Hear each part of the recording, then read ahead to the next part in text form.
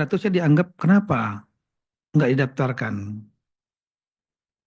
Atau karena anggaran hanya bisa menampung 200 saja, terus 300 mau diapain? Mereka jadi pengangguran nantinya. Atau memang sudah disalurkan mereka, misalnya untuk bekerja di tempat lain, dibiayai, dimodalin, saya nggak ngerti. Dan kemudian hanya 200 saja supaya nggak jadi beban APBD. Atau mungkin kepala daerah memang nggak memberikan perhatian karena nggak tahu. Yang bawaannya nggak ngasih tahu juga. Dan itu sering terjadi. Diskrepansi, miskomunikasi. Kepala daerah, ya mungkin pada waktu rapat saya sampaikan Ibu Menpan, mungkin Ibu rapatnya nggak hadir kepala daerah, Bu. Kepala daerahnya nggak tahu mungkin. Yang hadir mungkin bagian pegawaian saja, dan pegawaiannya eh, nggak lapor. Nggak lapor kepada kepala daerah, entah itu PJ atau kepala daerah definitif. Kepala daerah definitif mungkin atau PJ yang sibuk dengan program lain.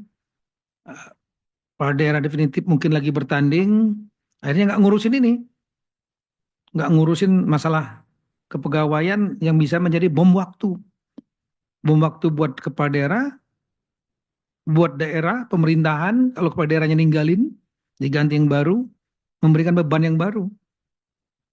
Dan juga menjadi beban kepada pemerintah pusat. Karena nanti mereka ngadunya ke pusat. Padahal pusat sudah membuat kebijakan untuk menampung. Nah, yang lain ya mungkin ada masalah-masalah lain, entah ya dari sisi yang negatif thinking, mungkin karena dianggap nggak dukung dulunya, jadi nggak didaftarkan pada waktu pilkada. Ya, mudah-mudahan nggak seperti itu. Nah, persoalan lain yang perlu kita eh, garis bawahi, dan tadi sudah disampaikan oleh Ibu Menpan, sudah ada perintah undang-undang ASN Oktober 2023, ya, diterbitkan sejak berlaku undang-undang itu tidak boleh melakukan rekrutmen. Tapi tadi disampaikan Bu Menpan, masih ada juga yang melakukan rekrutmen tenaga honorer.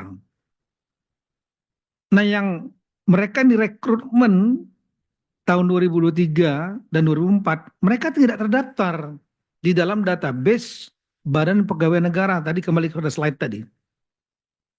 Jangan berubah dulu slide-nya. Kembalikan slide-nya tuh.